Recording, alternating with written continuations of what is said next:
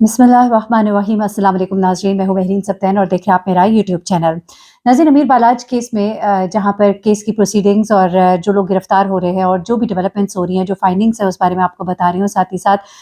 कुछ ऐसी चीज़ें भी आपके सामने लेकर आ रही हूँ जो इस केस से डायरेक्टली या इनडायरेक्टली जुड़ी हुई हैं। अमीर बालाज का वाक़या जो है इसने बहुत ज़्यादा इस वक़्त एक हाइप पकड़ी जब लोगों ने इस नौजवान को देखा, एक ऐसा नौजवान जो बहुत ही वाइब्रेंट था, यंग था और जो चाहता था कुछ बेहतरी लेकर आना। लेकिन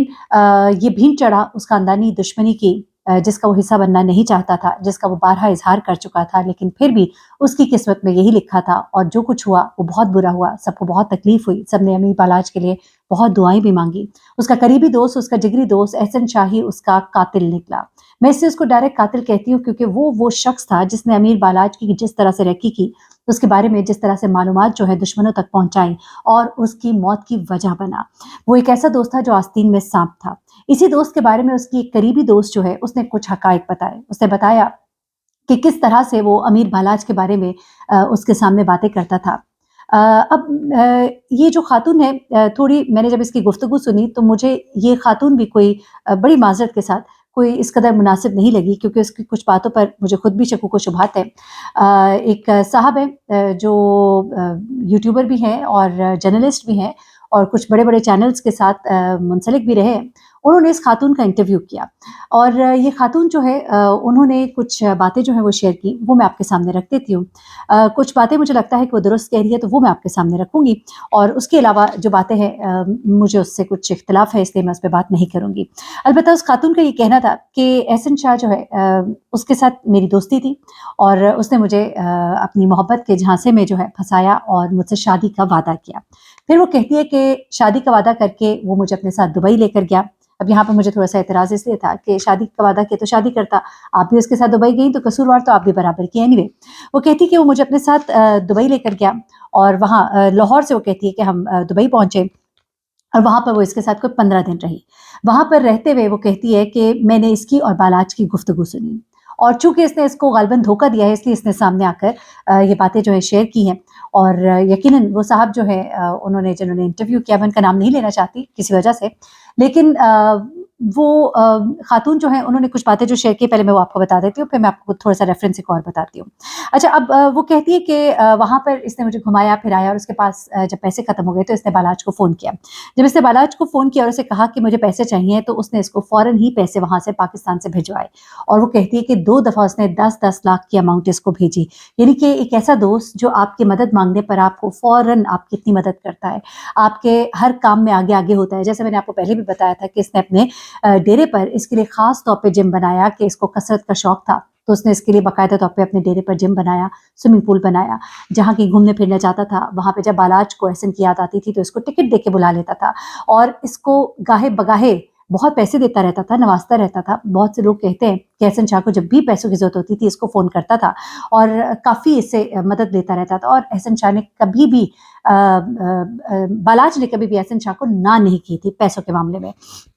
अच्छा अब क्या होता है ये कहती है कि वो बालात से जब पैसे माँग लेता था, तो फिर उसके बाद जब फ़ोन रखता था, तो उसके बारे में बुरी बात करता था और कहता था, "पुत्तर तेरा तो मैं हुन इलाज करांगा।" वो कहती है कि मुझे बड़ी हैरत होती थी कि एक ऐसा दोस्त जो इसका बहुत ही करीबी दोस्त है, जो मुश्किल वक़्त में इसके काम आता है जब ये पैसे माँगता है तो इसको फ़ौरन पैसे भिजवा देता है। हाँ, हो सकता है फ़ोन की दूसरी तरफ वो कोई इसको कहता हो कि थोड़ा एहतियात से, थोड़ा ध्यान से खर्च करो। अच्छा ये जो एहसन शाह है ना, ये बालाज को फ़ोन करके कहा करता था कि मैं तेरी भाभी के साथ आया हूँ और मेरे पास पैसे ख़त्म हो गए हैं। और ये सुनकर बारात जो है ये फ़ौरन ही अपने दोस्त की मदद कर देता था। अब ये कहती है कि मैं इसके साथ वहाँ रह रही थी तब मैंने इसको एक दिन किसी से फ़ोन पर बात करते हुए देखा और वहाँ पर वो उसको कह रहा था कि ये लड़की तो बहुत अच्छी है, तुम इसका रेट कम लगा रहे हो। तो ये कहती है मुझे वहाँ अंदाज़ा हुआ कि ये शायद मुझे बेचना चाहता है। कहती मैं डर गई और मैंने इसको कहना शुरू किया कि मैं वापस जाना चाहती हूँ, मुझे अपनी माँ याद आ रही है। तो वो कहता है कि वो कहती है कि इस बात पर वो गुस्सा होना शुरू हो गया और उसके साथ बहुत रूडली पेश आया। तो कहती है कि मैं डर गई और एक रात जब ये सो रहा था और इसका फ़ोन कहीं खुला रह गया था तो मैंने इसके फ़ोन से इसके दोस्त बालाज को फ़ोन किया और मैंने उससे मदद माँगी। तो कहती है कि दूसरी तरफ वो मेरी पूरी बात सुनकर जैसे खामोश ही हो गया और कहता है मैं अभी किसी के साथ हूँ, मैं बाद में आपसे बात करूँगा। फिर उसके बाद वो कहती है کہ میں نے بالاج کو دوبارہ سے फ़ون کیا اور اس کے بعد اس سے میں نے مدد مانگی۔ اب مدد کی کہ نہیں کی، وہ جو لڑکی ہے کہتی ہے کہ اس نے غالباً کہ احسن سے کہا کہ اس کو واپس چھوڑو، اور اس کے ساتھ تھوڑا سا اس نے کچھ بات چیت کی، جس کے بعد وہ کہتی ہے کہ مجھے واپس پاکستان لے کر آیا۔ اینی وے، یہاں پہ کچھ چیزوں سے مجھے اس کے ضرور اختلاف ہے، لیکن بالاج کے بارے میں احسن شاہ جس طرح کی رائے رکھتا تھا، تو وہ کہتی ہے کہ مجھے اس کے اپنے دوست کے بارے میں بات کرنے سے پتہ لگ گیا کہ ایک شخص جو اپنے ایسے دوست کے بارے میں جو اس کے لیے ہر وقت جان چھڑکنے کو تیار ہوتا ہے، اس دوست کے لیے یہ جس طرح کی زبان استعمال کرتا ہے، تو یہ کسی کا وفادار کیسے ہو سکتا ہے؟ تو یہ میں نے کہا یہ سٹوری بھی آپ کے سامنے رکھ دیتی ہوں، لیکن اس کے بعد میں آپ کو جو بتانے جا رہی ہوں وہ بڑی ہی دل چیر دینے والی داستان ہے، اور ایک ایسی تکلیف دہ منظر کشی ہے جس کو بیان کیا کسی نے جو وہاں پر موجود تھا اس وقت، جب بالاج کی والدہ جو ہے وہاں پر قبرستان میں آتی ہیں اپنے بیٹے کی قبر پر اپنی بہو کے ساتھ، بتایا جا رہا ہے غالباً، اور وہ کہتے ہیں وہ وہاں پہ بیسیکلی ایک صاحب ہیں جو کہ اس قبرستان میں پرانا آتے ہیں، اور تقریباً وہ کہتے ہیں کہ میں روز ہی یہاں پر آتا ہوں، اور ان کے غالباً والد کی قبر ہے وہاں پہ، وہ کہتے ہیں میں فاتحہ پڑھتا ہوں، اور کہتے ہیں کہ قریب ہی امیر بالاج کے والد کی بھی قبر تھی، تو میں وہاں پہ بھی فاتحہ پڑھتا تھا، اور کہتے ہیں مجھے بڑا ہی دکھ ہوا اس نوجوان کا جب مجھے پتہ لگا اس کی، وہ کہتے ہیں شہادت کا، تو میں تو اسے شہادت ہی کہتا ہوں کہ وہ جس طرح اس کو مارا گیا، تو وہ کہتے ہیں کہ مجھے بڑا دکھ ہوا، اور میں اس کی قبر پہ بھی فاتحہ پڑھنے کے لیے جاتا تھا۔ تو کہتے ہیں کہ میں ابھی یہ گزشتہ دنوں کی بات ہے کہ اس کی والدہ جو ہے بالاج کی،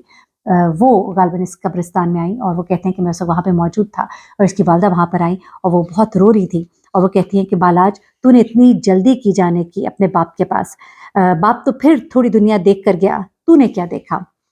کہتے ہیں کہ وہ منظر میں بیان نہیں کر سکتا، وہ الفاظ جس طرح سے آپ کے دل کو چیر رہے تھے، اور جتنا درد اور جتنی تکلیف میں اس کی والدہ تھی اس کو بیان نہیں کیا جا سکتا۔ اللہ تعالیٰ ان کو صبر دے، ان کے بیٹے کے آگے کے درجات جو ہے وہ بلند کرے، ان کے گھر والوں کو صبر دے، بہت ہی تکلیف دے ان کے گھر والوں کے لیے، اور اس طرح کے آستین کے سانپوں سے اللہ تعالیٰ سب کو بچائے۔ اچھا، میں اب آپ کو کچھ اور مزید ڈیٹیلز دیتی چلوں، کیونکہ